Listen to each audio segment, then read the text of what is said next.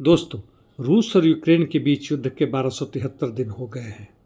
दक्षिणी क्षेत्र के जापोरिजिया में जबरदस्त लड़ाई जारी है। नस्तरयांका और प्लावनी क्षेत्रों में तथा स्टेपनोगोर्स्क के दक्षिणी आउटस्कर्ट्स में, कुल मिला कह सकते हैं कि कामियान्स्की फ्रंट पर।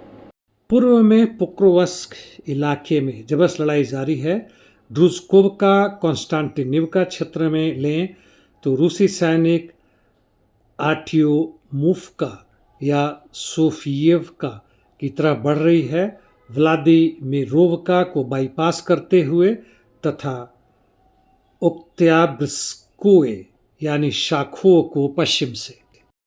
जहाँ तक ज़ोलोती कोलोडेज की बात है, वहाँ पे यूक्रेन का कब्जा जारी है।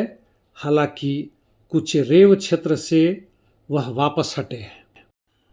क्लेबान बुक और कैटेरिनोवका तथा प्लाशिवका की तरफ में ये आगे बढ़े हैं और भी स्टेपनोवका और रूसिन यार के बीच में। टोरेस चासिव यार कॉन्स्टांटिनिवका क्षेत्र में आते हैं तो नेशनल हाईवे 32 के उत्तर में रूसी सैनिक वेरोल्यूबोवका और निकोलेवका की तरफ आगे बढ़ रहे हैं तथा साथ साथ प्रेदटिक्नो से उत्तर और पश्चिम की तरफ बढ़ रहे हैं तथा कॉन्स्टेंटिनिवका की तरफ वह दक्षिणी पूर्व के आउटस्कर्ट्स में पहुंच गए हैं।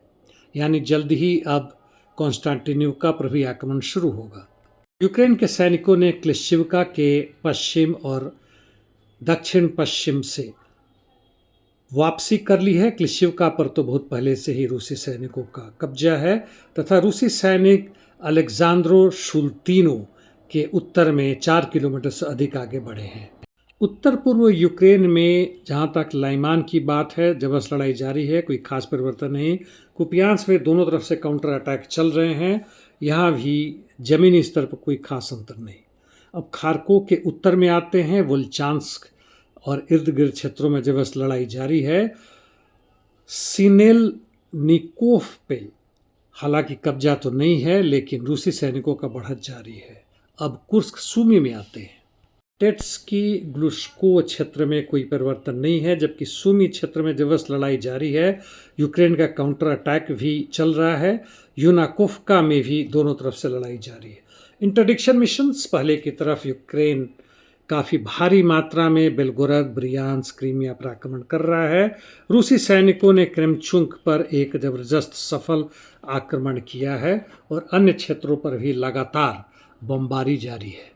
पैलेस्टीन इजराइल क्षेत्र में आते हैं। यहाँ पे अमेरिका ने इजराइल को कहा है कि तुम्हारी बारी है कि लेबनान से अपनी सैनिक हटाओ, क्योंकि लेबनीज नेशनल आर्मी ने हिजबुल्लाह का निरस्त्रीकरण शुरू कर दिया है।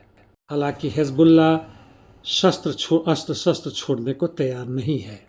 आयरलैंड की एक महिला लेखक है सैली रूनी और उनकी पुस्तक नॉर्मल पीपल, वह बेस्ट सेलर के रूप में विश्वविख्यात है।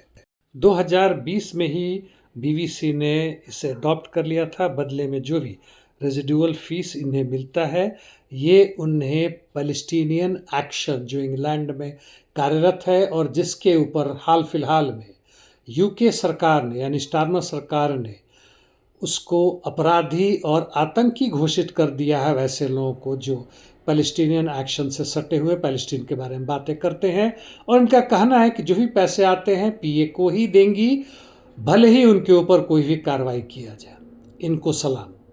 ट्रंप और जेलेंस्की और उनके साथ लाम लश्कर यानी E3, यूरोप के अन्य नेता, नेटो और यूरोपियन यूनियन के नेता जितने भी आए थे वो बातचीत करके वापस आ गए हैं। बहुत ज़बरदस्त धमाका के रूप में दिखाया जा रहा है। हालांकि ढाक के 3 पात है।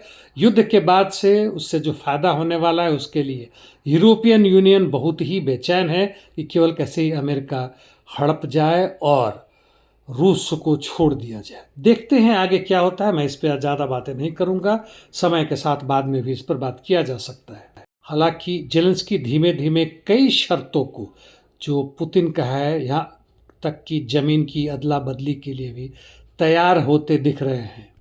यानी अमेरिका के साथ साथ नेटो और यूरोपियन यूनियन के युद्ध में मस्त उन्मादी शासकों को पता चल गया है कि रूस को हराना आसान नहीं है। न्यूक्लियर बॉम्ब की आदान प्रदान तो अभी छोड़ ही दे, और इसलिए वह उस शर्त के लिए आगे बढ़ रहे हैं जो रूस कह रहा है। पूरा तो नहीं मानेंगे, इसमें संदेह नहीं, लेकिन फिर भी कुछ ना कुछ जरूर मानेंगे। हमारा यानी हम जो मेहनत का आवाम है, हमारा क्या लक्ष्य बनता है, हम क्या करें अपने अपने देशों में।